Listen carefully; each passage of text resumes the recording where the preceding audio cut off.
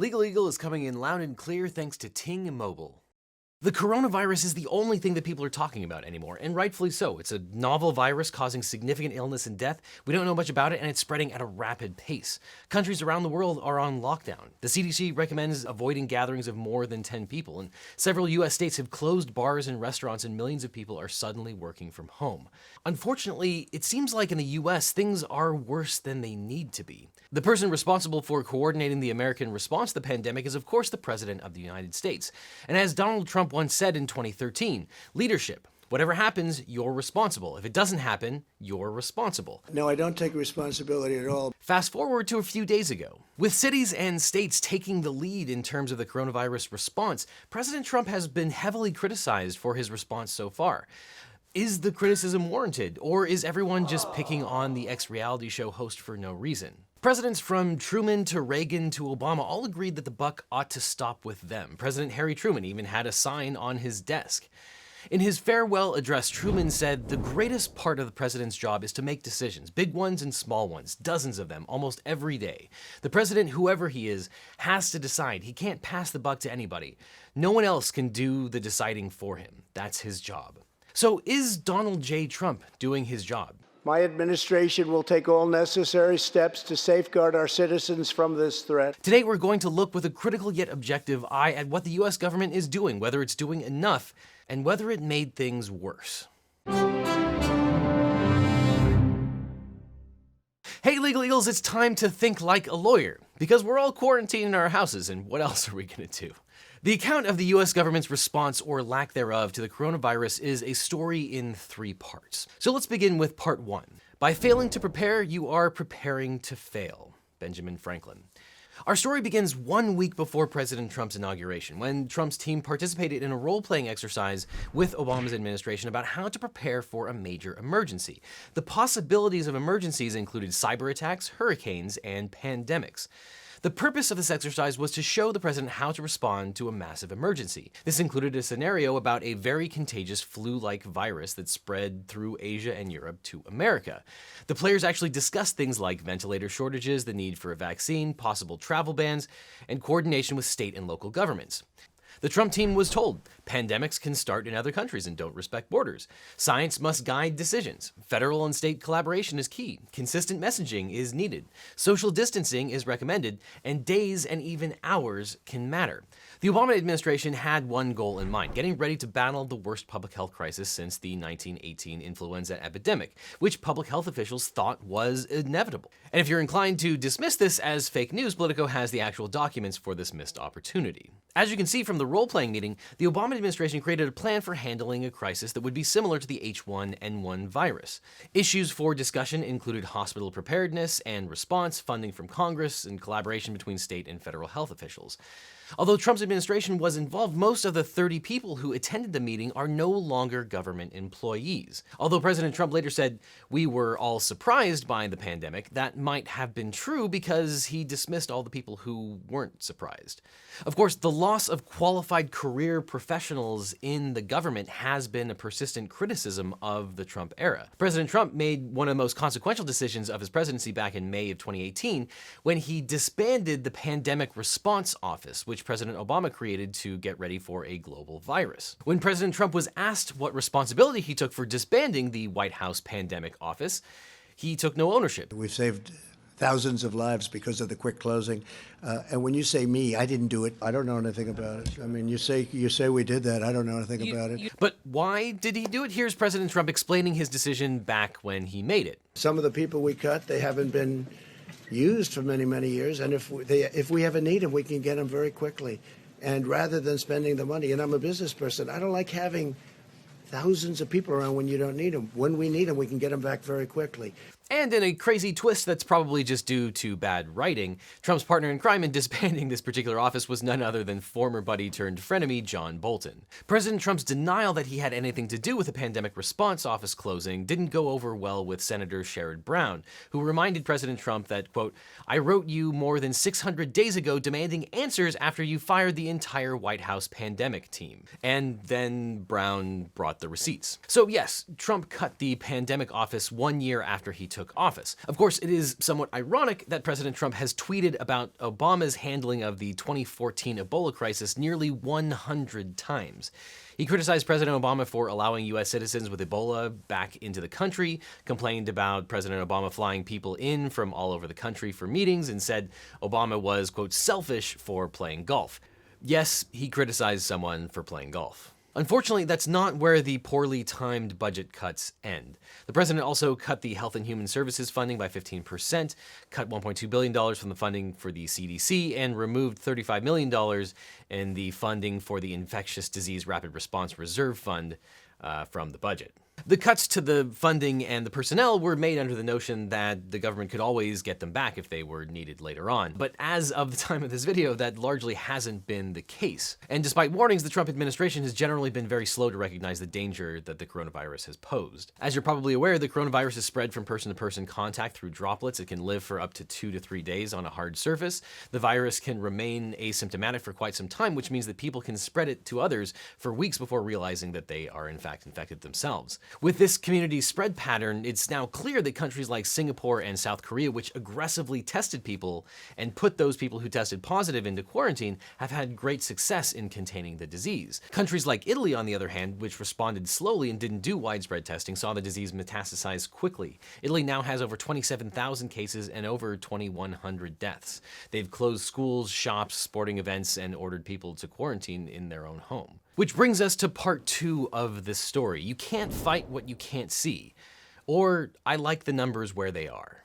Like Italy, the United States was slow to recognize the need for widespread testing. The administration's unwillingness to ensure that as many people as possible got tested and tested early before the virus had a chance to spread further likely has caused it to spread unnecessarily. Within a week of its first case of coronavirus, South Korea had tested more than 66,000 people.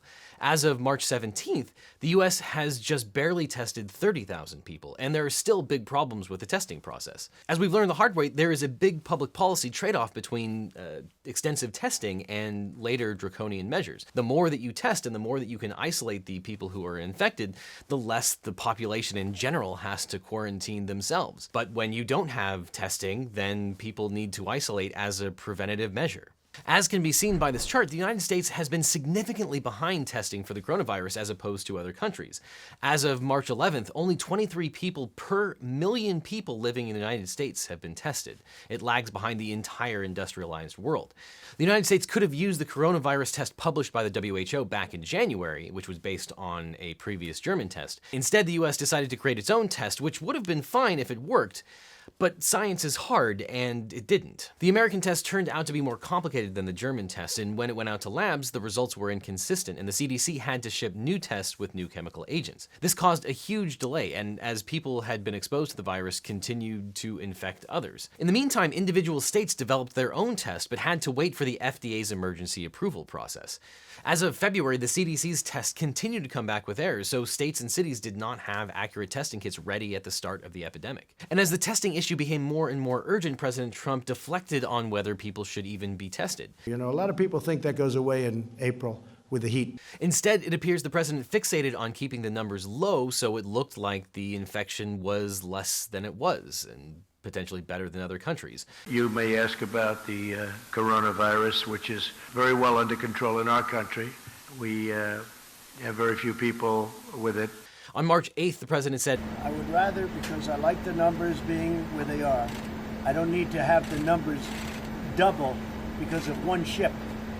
That wasn't our fault. At the time President Trump made that statement, 17 people had died from the coronavirus and only 6,000 people in the entire country had been tested. When asked about the fact that the rich and famous, like basketball players and actors, seem to be tested at much higher rates, the president said recently that that's just the story of life. Do the well-connected go to the front of the line? Well, you'd have to ask them that question. And when asked, What do you say the Americans were scared, though? I guess nearly 200 dead, 14,000 who are sick, millions, as you witnessed, who are scared right now. What do you say to Americans who are watching you right now who are scared? I say that you're a terrible reporter. That's what I say. It's not clear that the Trump administration has fostered an environment where experts are allowed to talk objectively without fear of reprisals from the president. There have been reports that various health experts were prevented from talking to the president, and other health experts were stymied from making public statements. And although President Trump said he would theoretically bring back all the experts he fired from the Pandemic Response Office, when it came time to manage the crisis, he turned to his reliable Vice President, Mike Pence. Mike will be working with the professionals, doctors, and everybody else that's working. The team is brilliant. We all certainly hope for the best, but Pence's prior experience handling public health concerns is not exactly reassuring. As the governor of Indiana, Pence cut public health spending and delayed the introduction of needle exchanges, even though experts warned that it would cause an HIV outbreak, which is basically exactly what happened. Pence's actions led to Indiana's worst ever HIV outbreak. They've established great health care. They have a great system there. Pence's other contribution to public health was probably when he declared that smoking doesn't kill, which he said in 2000, more than 30 years after the Surgeon General first linked smoking to lung cancer and heart disease. He's got a certain talent for this. And Pence's few public statements haven't exactly been confidence-inspiring. For example, on March 3rd, Pence claimed that any person in America could be tested, which wasn't true then and still isn't true today, almost 3 weeks later. Now, declaring a national emergency gives the president the opportunity to dip into FEMA's $40 billion disaster relief fund. Under the Stafford Act, which governs the emergency provisions, the president is authorized to give federal agencies more authority and flexibility in providing shelter and transportation for people who have the virus. And although many people suggested that President Trump do this, doing so would make things seem like a national emergency. So instead, at the time, President Trump turned to his presidential advisor, Jared Kushner. And in addition to figuring out whether an emergency declaration was a good idea or not, Jared turned to his family for medical advice. In particular, he turned to Kurt Kloss, a doctor whose daughter, Carly Kloss, is married to Kushner's brother. Dr. Kloss did what many of us would do in this situation. He turned to Facebook. And as a result of the information that he obtained from a Facebook group, Kloss sent Kushner 12 recommendations that Kushner evidently passed on to the rest of the White House. And while these suggestions may in fact be legitimate, the questionable method of obtaining this information to deal with a worldwide pandemic shows a lack of preparation, to put it mildly. Which takes us to part 3 of this story, the opposite of domestic tranquility. Mistakes here are not limited to the executive branch. The Senate has taken multiple breaks during this crisis. Senators have been concerned that if they leave D.C., they might not be able to fly back. And yet many senators have taken these breaks as an opportunity to go back to their constituents. If they are concerned about not being able to come back, they should probably stay in DC where they can, make actual policy. Another political own goal is that this administration has been unnecessarily obsessed with being secretive and classifying coronavirus information instead of sharing it with the people who could help. There are reports that internal pandemic discussions are classified, which of course limits their accessibility and their reach. The head of the CDC testified that public health officials discussed coronavirus information in classified rooms on occasions, quote, too numerous to count.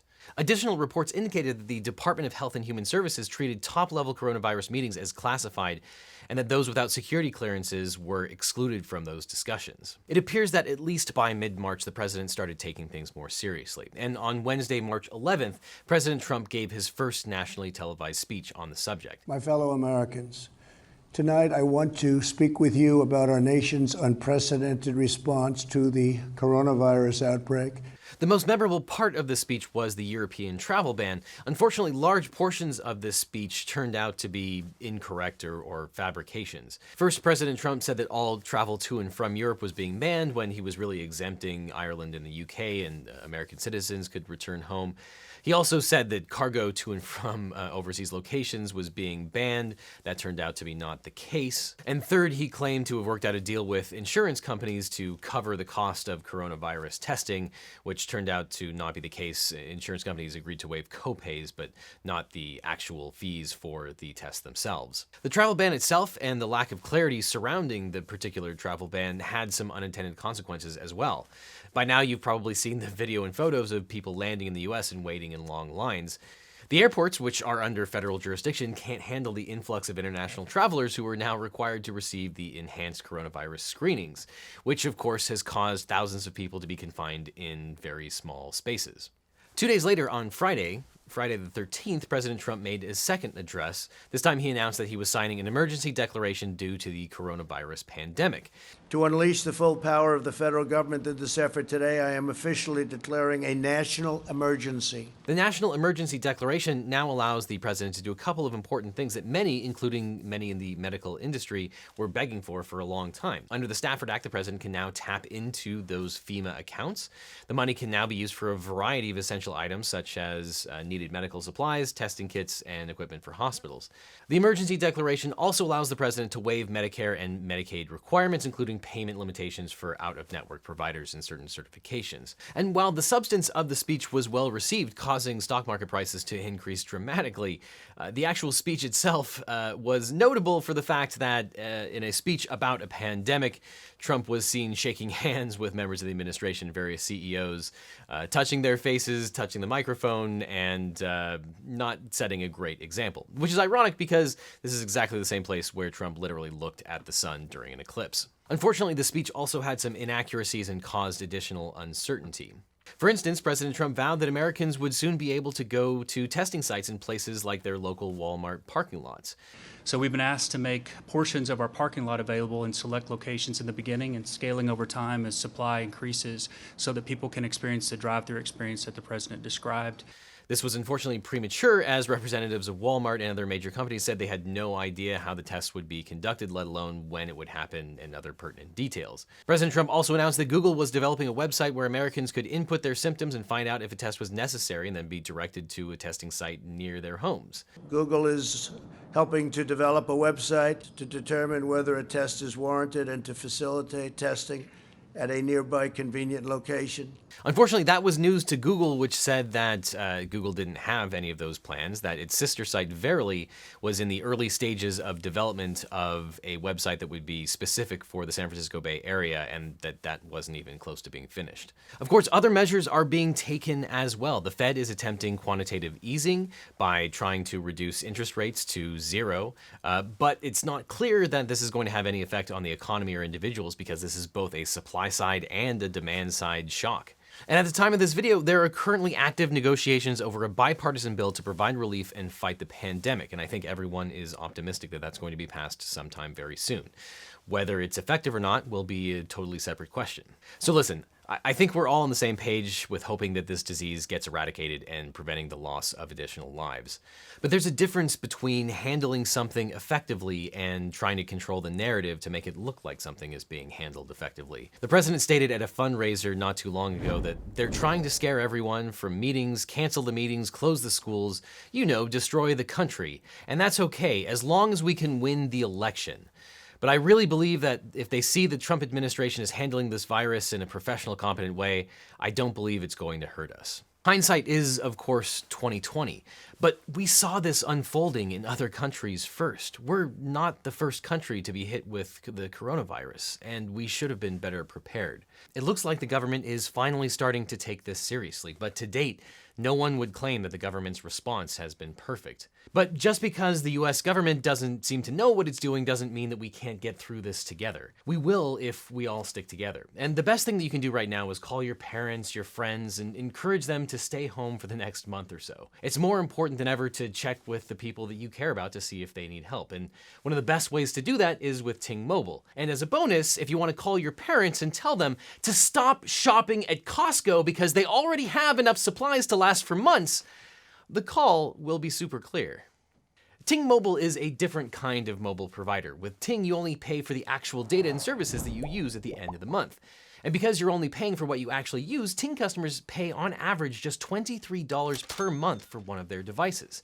And Ting provides great LTE coverage because it uses the T-Mobile, Sprint, and now the Verizon network. So you get the benefit of 3 massive networks wherever you go. With Ting, you can use almost any cell phone, including the newest iPhones and Pixel phones, and you can use the same phone number you're using right now. There's no contract, no overage fees, or any other carrier tricks. You just pay a fair price for the talk, text, and data that you use every month. And Ting has award-winning customer service. Because they don't have any brick-and-mortar stores, they pour their resources into phone support, which is going to be particularly useful in this day and age when you're probably not going to be going to any brick-and-mortar stores. So you can use their chat, email, social media, Discord, or the old-fashioned telephone to call Ting and switch today. And with Ting, you'll probably end up saving a ton of money, especially if you're around Wi-Fi all day, which, I don't know about you, but I am around Wi-Fi all day. Whether I want to be around Wi-Fi or not, I'm around Wi-Fi all day. So you'll end up paying way, way less because you'll be using Wi-Fi instead of your cell phone coverage. Sure, some people should probably pay $200 a month for unlimited data, but if you're around Wi-Fi all the time, you might be paying hundreds of dollars more than you have to. Ting gives you the option to pay for only what you use. So if you go to legaleagle.ting.com, you can use your last bill to compare just how much you would save. And Legal Eagles will get a $25 credit by going to legaleagle.ting.com. And that could cover the entire first month of service. And since there are no contracts, you can try it for a month with no strings attached. Again, all you have to do is go to the link in the description down there, or go to legaleagle.ting.com and get a $25 credit for whatever service you want. Plus, clicking on the link in the description really helps out this channel. So, do you agree with my analysis? Leave your objections in the comments, and check out this playlist over here with all of my other real law reviews where I tackle the legal news of the day, including whether the government can quarantine people as it seems that it's trying to do. So click on this playlist and I will see you in court.